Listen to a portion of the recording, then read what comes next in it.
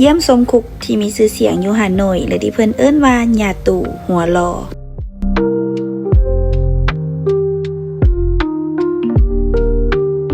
สบายดีสาวซ่องที่น่าฮักของฝนทุกๆคนมื้อนี้ฝนก็สิพาทุกคนมาเยี่ยมชมสถานที่ที่ว่าไผมาฮานอยมาเวียดนามนี่ก็ต้องได้มาเพราะว่าสถานที่นี้นี่ก็เป็นสถานที่ท่องเที่ยวสถานที่สำคัญถ้าผู้ใดมาเวียดนามนี่ก็คือพลาดบ่ได้สถานที่นี้ก็มีชื่อว่าคุกหัวหล่อหรือที่คนเวียดนามเพิ่นเอิ้นว่าญาตู่หัวหล่อนั่นเองมื้อที่ฝนมาก็แม่น walk in เข้ามาซื้อบัตรอยู่หน้าสถานที่เลยค่าบัตรนี่บ่ว่าจะเป็นคนทั่วไปหรือชาวต่างชาติก็จะตกอยู่50,000 ดงต่อบัตรต่อคนแต่ถ้าผู้ใดมีบัตรนักเรียนนักศึกษาถือไปพร้อมนี่ก็สิมีส่วนลดไปนำตั้งแต่ก้าวเข้ามาในพิพิธภัณฑ์อย่างแรกที่ฝนประทับใจที่สุดนั่นก็คือพนักงานทุกคนก็คืออัธยาศัยดีเว้ายิ้มหัวมวนทุกคนเลยญาตู่หัวหล่อเป็นคุกที่ว่าถูกสร้างโดยพวกล่าเมืองขึ้นฝรั่งเพื่อจับกุมและทรมานทหารและผู้นำชาติของเวียดนามแต่ปัจจุบันคุกแห่งนี้ก็ได้รับการปกปักรักษาและฟื้นฟูให้กลายเป็นสถานที่ท่องเที่ยวที่เป็นเอกลักษณ์เฉพาะของนครหลวงฮานอย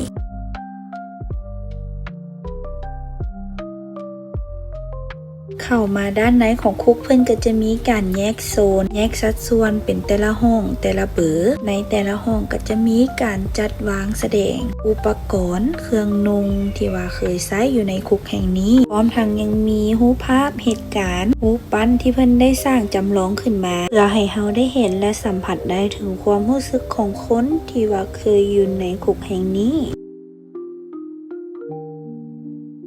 ฝนเองที่เป็นคนได้เข้าไปเยี่ยมไปชมกันยังรับรู้ได้ถึงหลากหลายอารมณ์หลากหลายความรู้สึกบ่ว่าจะเป็นความทุกข์ความเศร้ารับรู้ได้ถึงความทรมานหดหู่ของคนที่เพิ่นต้องถูกขังอยู่ในคุกแห่งนี้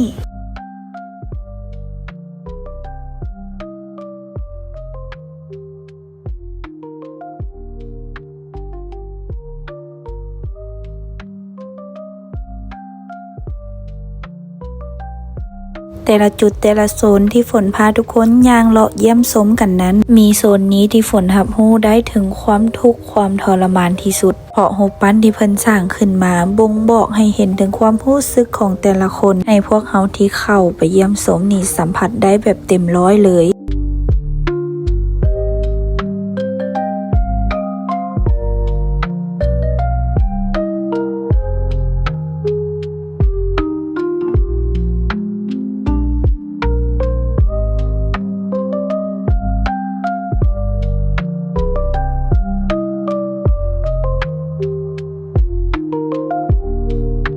บรรยากาศที่อยู่ทางในฝนก็เก็บมาให้ทุกคนได้เบิ่งโซนละเล็กละน้อยเก็บแต่เป็นภาพรวมๆบ่ได้เว้ารายละเอียดของแต่ละบอนแต่ละจุดให้ทุกคนได้ฟังเพื่ออยากให้ทุกคนได้มาเบิ่งได้มาสัมผัสบรรยากาศความรู้สึกแบบนี้ด้วยตนเองฝนเองนี้ที่ได้มีโอกาสมาอยู่มาศึกษาอยู่เวียดนามก็อยากเก็บเอาภาพความทรงจำสถานที่แต่ละบอนที่ฝนไปบ่ว่าจะเป็นสถานที่ท่องเที่ยวหรือบอนศึกษาเฮียนฮู้เอามาแชร์มาเล่าให้ทุกคนได้ฟังได้ฮู้ได้เห็นไปน้ำกันและมื้อนี้ที่ฝนพาทุกคนมาเยี่ยมชมญาตู่หัวหล่อก็จบไปเพียงส่ำนี้หวังว่าทุกคนที่รับชมรับฟังวิดีโอของฝนจะมีความสุขและเอนจอยไปน้ำฝนเด้อแล้วพบกับฝนใหม่ในคลิปวิดีโอต่อๆไปนะบ๊ายบาย